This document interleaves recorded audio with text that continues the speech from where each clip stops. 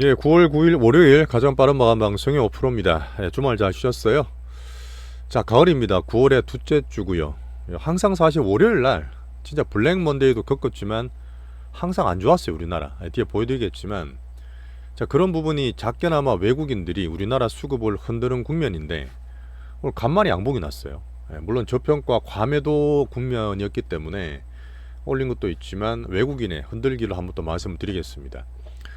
자, 미국은 제가 주말에 한번 설명을 쭉 드렸어요. 암만 그래도 등락기에서 크게 꺾일 게 아니라 AI 성장과 그쪽 부분을 보면서 말씀을 드리고 있고, 결론은 그렇죠. 진짜 제가 나스닥 보여드렸지만 유동성이나 이런 변동성이 너무 스마트하고 너무 빠르고 온갖 게 다 붙어 있다 보니까 이 변동이 좀 과잉된 면도 분명히 보셔야 됩니다. 자, 금주에 이제 이슈들 있죠. 미국의 대선도 있고 특히 AI 성장을 이제 스토리를 자꾸 찾아가고 있는데 아이폰 16이 드디어 발표가 됩니다. 내용 잠깐 볼 거고요. 오픈 AI의 알트만 소소히 이제 기대를 좀 가지고 있고, 그다음 제가 미국이 비싸지 않다 말씀드렸던 밸류 얘기를 드릴 거예요. 자, 그리고 우리나라가 항상 약하고 코스닥이 안 보고 그랬는데 코스닥 플러스 났습니다. 하이닉스도 물론 반등을 주고 있지만, 자, 미국은 비싸지 않는다 말씀드리겠고 우리나라는 전 세계 제일 싸요. 진짜 제일 쌉니다. 그냥 하는 말씀이 아니라 그러다 보니까 여기에서는 한만 흔들고 별별 얘기 다 나와도 공포보다는 좀 자신감 가지고 버티시는 얘기를 계속 드리고 있어요. 자, 외국인이 만들고 있는 고랑 만들기, 그 중에서 마른 수건 짝이기 때문에 우리가 더 그렇게 말씀드리는 거고, 우리는 빅바이오에서 키운다 말씀드렸죠. AI 반도체는 좀 물려서 빠져 있지만, 많이 빠졌지만 겁내지 아니라 지금 오히려 현금 있는 분들 사도 되는 그런 저평가 국면을 말씀드리고 있습니다. 자, 정치적으로 정말 답답하지만 금투세 얘기도 드렸고 살짝 바뀌는 분위기가 있어요. 당내에서 그런 분위기 있기 때문에 말씀을 드리겠습니다. 자, 둘째 주 시작해 보시죠. 실전 투자 제리 채널이고요. 구독과 좋아요 한 번씩 눌러주시면서 부탁 좀 드리겠습니다. 자, 월요일 양봉이 진짜 간만에 났네. 야. 자, 미국에 지금 보시면 나오는 여러 가지 제목들이 또 아래 공포, 아래 뭐죠? 리세션, 리세션입니다. 리세션의 공포라 해서 작년, 재작년 거슬러 올라가면 2022년에 항상 얘기 많았어요. 처음에 금리 내릴 때는 괜찮다 하다가 팡팡팡 내리면서 장 급나가면서 나왔던 부분인데, 그때 분명히 연준이 얘기를 했었죠. 파월도 그랬었고. 리세션이 지금 됐습니까? 정시는 물론 그때 엄청 빠졌지만 리세션 되진 않았어요.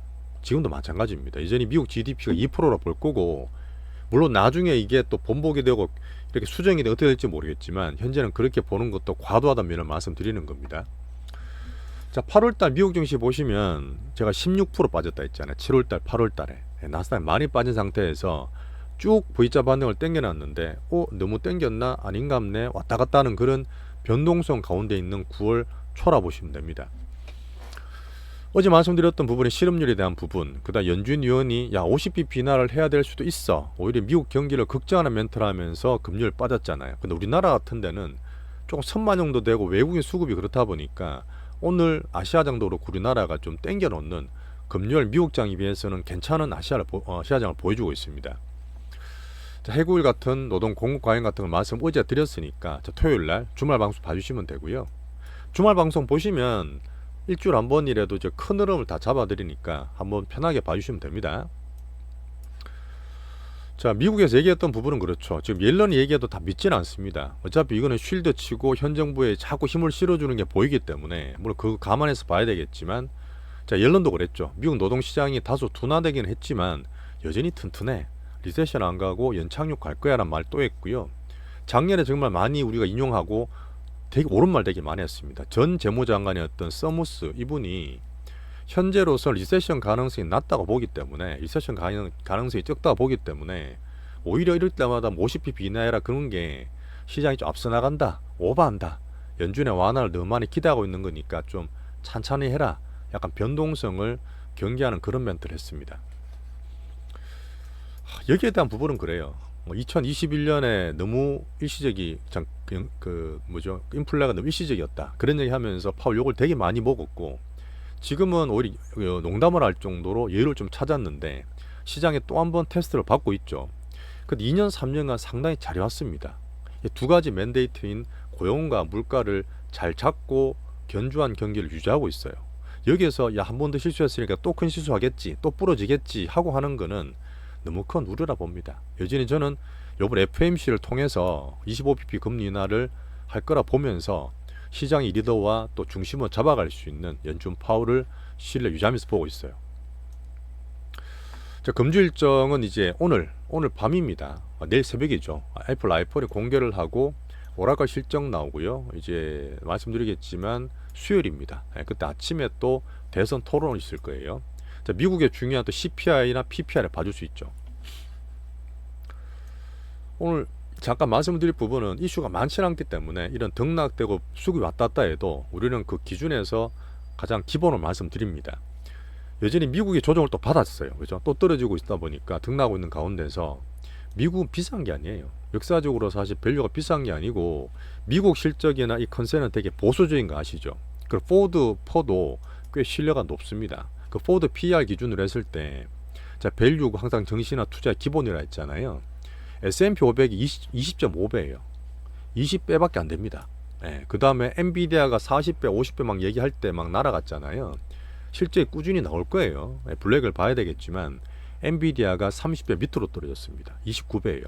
애플과 마이크로소프트도 다 같은 PER이고 알파벳은 메타는 17배, 20배밖에 안 돼요. 이거 잘못 찍은 것 같은데. 이거 제가 한 20몇 배 안 될 것 같습니다. 좀 찍을 것 같은데. 자, 그 외에 보면 테슬라 예전에 제가 뭐 여러 가지 관종이라든지 이런 시장 흐름을 이렇게 많이 끌고 가시기 때문에 머스크 형 보긴 하는데 테슬라는 비쌉니다. 여전히 비싸요. 그래서 저는 뭐 등락만 보는 거고 지금 금융주로 볼 수 있는 JP 모건 12배나 되고 12배밖에 안 되고 그다음에 미국의 소비에 볼 수 있는 월마트나 그다음에 그 반도체 볼 수 있는 브로드컴 20배밖에 안 되죠. 자, 그다음에 지금 미국도 마찬가지 우리가 되게 좋게 보고 제가 크게 말씀드리고 있는 헬스케어 바이오 부분 보시면 미국은 바이오라기보다는 헬스케어 섹터예요. 포도 정말 안정적입니다. 1등인 존슨앤존슨이 15배밖에 안 되고요. 유나이티드 헬스가 19배밖에 안 되고 지금 유고비다 지금 그 먹어서 살 빼는 약 엄청나게 세계적으로 난리지 않습니까? 엄청 많이 팔리고 있는데 그 성장성과 폭발적인 매출을 감안하더라도 일라릴리가 44배 정도 돼요. 자, 거기에 비해서 우리나라는 우리나라 코스피 기준으로 8배입니다. 딴 애들이 20배 뭐 10몇 배 막 중국 올라갈 때 우리나라 8배고요. 삼성전자, 하이닉스, 딴 거 빅테크 반도체 뭐 수십 배 날아갈 때 하이닉스가 지금 플러스 나오고 있지만 6배예요. 암만 우리나라 코스피 디스카운트, 코리아 디스카운트 얘기를 한다 하더라도 아까 말씀드렸던 2500이라든지 P별 0.9배 밑에서는 너무 겁내지 마시라는 얘기를 기준으로 한번 잡아드리는 겁니다. 자, 아이폰 16이 발표가 돼요. 야, 정말 지금 시장에서 기대하는 것처럼 최초의 AI폰이다. 물론 저도 계속 주로 물어보면 특히 여자분도 우리 아이폰 쓰시는 분들은 되게 많이 기대를 하고 있는 게 있어요. 대기 수요가 분명히 있습니다. 근데 미국도 봐야 되고 전 세계도 봐야 되겠지만 뒤에 적어놨던 중국은 여전히 애국 소비가 마케팅이 엄청나게 공격적이에요. 자기들 엄청나게 띄우거든요. 그 우리나라나 이제 삼성전자, 애플을 누르면서 막 이렇게 띄우는 분위기 있기 때문에 중국에 대한 수요가 좀 부진할 수도 있습니다. 그 다음에 지금 바로가 아니라 AI 기능이 발표는 같이 할 거예요. 근데 거기에 대한 기대가 충족이 될지는 모르다 보니까 그런 우려를 살짝 하면서 어쨌든 지금 발표를 내일이죠. 내일 새벽 2시 합니다. 새벽 2시에 할 거고 사전 예약은 13, 19일 출시가 20일 날 되는 거로 발표가 돼 있어요. 자, 그러다 보니까 분명히 새 폰을 갖추려는 2년, 3년 만에 바꾸려는 수요는 분명히 있기 때문에 기대는 되겠지만 우리가 또 AI 성장을 키울 수 있는 AI에 대한 기대를 얼마나 충족시켜 줄지 솔직히 저는 중립이거든요. 주가는 조금 좋아 보입니다만은 그런 놈을 한번 체크해 볼게요. 실제로 지금 기술적으로 들어가면 예전하고 다르게 그 모델에 따라 나오는 거 있잖아요. 일반이랑 프로 모델이 있는데 A18 프로세서로 둘 다 업그레이드 시켰어요. 이게 뭐냐면 애플 인텔리전스, 애플의 AI 전략입니다.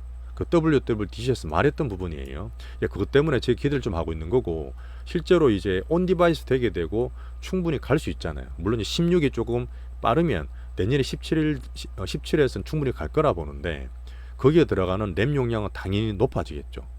사실 아이폰이 램 용량을 팡팡 늘리진 않아요. 삼성 거는 팡팡 쓰진 않는데 이런 흐름이 지금 6기가에서 8기가로 넘어가고 용량이 증대됐습니다. 내년에서는 또 50% 증대되기 때문에 그런 흐름은 온 디바이스로 가든 D램 쪽에서는 계속 좋게 볼 수 있어요. 자, 그리고 제가 좀 찾아보고 개인적으로 성장 AI를 볼 수 있는 계속 오픈 AI와 샘 알트만 얘기를 드리고 있잖아요. 근데 챗 GPT를 주말에 살짝 빠져먹었는데 챗 GPT 5가 나옵니다. 지금 딴 게 좋으니 중게 좋으니 그래도 챗 GPT가 3, 4 나올 때마다 이 전 세계 시장을 들었다 놨다 하고 이 돈을 엄청나게 몰고 다녔어요. 지금 나오는 분위기도 챗 GPT 5 넥스트 버전, 제가 스트로베리 말씀드렸잖아요. 이게 연말이 될지 내년 연초가 될지 모르겠지만 시장에 충분히 기대를 하고 그런 분위기가 만들어지고 있습니다. 이런 것들이 다시 AI 성장을 키울 수 있는 분위기가 될 수 있고, 글로벌 DC 데이터 센터 수요도 꾸준히 느는 게 보여요. 자, 그 가운데서 이제 정치적으로 봐야 될 거, 여기서 야 아무도 몰라가 아니라 분위기를 봐야 되잖아요. 지금 해리스가 사실 그 허니문 기간이 좀 끝나고 근래 나온 거 보시면 트럼프랑 박빙이다. 우리 살짝 해리스가 밀리는 것도 보여요. 왔다 갔다 하고 있는 거죠. 그런 상태에서 한번 기준을 잡을 수 있는 게 우리나라 시간으로 11일입니다. 수요일이거든요. 수요일 아침에 하기 때문에 아침에 뭐 충분히 볼 수 있는데 제가 전해드리겠지만 6월 달에 바이든처럼 그런 건 절대 아닐 거예요. 민주당이 완전히 바뀌었기 때문에 해리스가 엄청 또 선전을 한다든 준비를 되게 많이 했겠죠. 그렇게 되면 트럼프와 또 박빙 내지는 왔다 갔다 하는 흐름이 그래도 정치에서는 그게 제일 나은 편입니다. 너무 한쪽으로 몰리는 것도 별로 안 좋아요. 어떤 분은 해리스가 앞서 나가야 좋지 이렇게 하지만 조금 무리될 수 있기 때문에 그런 면에서 저는 박빙 접전하는 게 좋다고 보고 있습니다. 한번 대선 토론 같이 보시죠. 자, 트럼프도 이런 말도 했고요. 근데 이렇게 자꾸 얘기해봐야 사실 막상 딱 누가 되고 나서 지금 온갖 얘기를 다 하고 있지 않습니까? 좀 지나친 공약을 내고 있는데 다 그렇게 되리라 보는 사람 별로 없어요, 사실은. 어쨌든 중국, 러시아에 좀 경고를 하고 있죠. 자, 오늘 엔화는 계속 봤습니다. 엔화는 어차피 미국의 금리와 경기랑 같이 가기 때문에 다시 8월 5일처럼 엔화가 141엔까지, 지금 141.3엔입니다. 그러니까 좀 걱정하는 분도 계시겠지만 달러가 또 약세가 되고 엔화 자체는 여전히 저는 BOJ 사과문과 미국, 일본의 관계를 믿어요. 물론 9월 27일에 그 일본의 총리 선거도 봐야 되는 부분이지만 미국, 일본은 절대 못 떨어집니다. 그런 면 때문에 좀 출렁이고 단기적으로 그렇다 하더라도 이 흐름을 저는 정치적으로 좀 같이 보고 있습니다. 엔화는 막 이렇게 폭풍우처럼 아직은 쉽지 않은 것 같아요. 나중 일이라 저는 보는 거죠. 자, 오늘 대만도 2%나 떨어졌어요. 우리나라 덜 떨어진 겁니다. 중국, 홍콩은 실적들이 안 좋아요. 물가나 이쪽 예전에 안 좋기 때문에 소비량이 좀 부진하면서 밑에서 왔다 갔다 하는 그런 상태죠. 자, 우리나라가 정말 약했지만 오늘 대만이든 일본이든 말씀드렸던 부분보다 조금 덜 빠졌어요. 우리나라가 상대적으로 국장 하락률이 낮은 게 정말 과매도고 여기 있기 때문에 그런 부분이라 보시면 됩니다. 너무 겁을 낼 만한 그런 지수는 아니에요, 사실은. 오늘 아침에도 말씀 많이 드렸죠, 제가. 번에 얘들 좀 밀리네. 자, 한국을 잠깐 볼게요. 제가 월요일날 말씀드렸던 부분이 그 위클리 옵션도 있습니다. 외국인이 변동성 만드는 국면인데 이때 7월 초 시작할 때 월요일이었고요. 원봉도 월요일이었고요. 이때 블랙먼데이 8월 5일날 완전 떨어질 때 월요일이었고요. 또 이때 월요일이었고요. 월요일이고 다 음봉이죠. 그 7월 8월 달에 양봉을 만든 적이 별로 없어요. 근데 지금 살짝 또 뭔가 바뀌어서 금요일날 오히려 안 좋고 오늘 양봉을 내고 있는 상태죠. 자, 그런 상태에서 외국인이 흔들면서 단기로 계속 줬다 폈다 하고 있는 거 보이는 상태고, 그런 가운데서 뭐 삼성전자 어떻다 하이닉스 오늘 계속 팔고 있어요. 오늘도 팔고 있거든요. 이게 바뀌어야지만 분명 우리나라 흐름이 V자 반등이 나올 수 있다 저는 보는데, 물론 외국인은 또 큰 흐름 미국과 잡고 있겠죠. 근데 우리나라만의 어떤 수급적인 측면에서 봤을 때 이렇게 장난치는 면은 분명히 있다는 얘기를 제가 드리는 겁니다. 자, 한국 AI 반도체 사이클의 정점은 실적이 좋아요. 수출도 말씀드렸고 3분기 때 기대도 있고 봤을 때 숫자가 계속 좋은데 3전으로 계속 두드린 게 보이잖아요. 그래서 제가 2022년에도 그때 말에도 두드리면서 삼성전자가 반도체가 안 좋다기보다는 코스피를 컨트롤한 가운데에서 전자를 많이 때립니다. 사실 7만원도 싼데 7만원 밑으로 떨어졌잖아, 삼성전자. 그죠? 그러다 보니까 온갖 또 안 좋은 얘기 붙이고 있지만 외국의 빅피처와 우리나라 반도체의 항상 그랬던 사이클을 보면서 여기에서는 과매도 국면이라는 얘기를 계속 드리고 있습니다. 자, 그리고 삼성전자도 그렇지만 대형주 보시면 기관들이 단타를 되게 많이 친다 그랬잖아요. 오늘 하이닉스는 간만에 기관에 연기금이 사줍니다.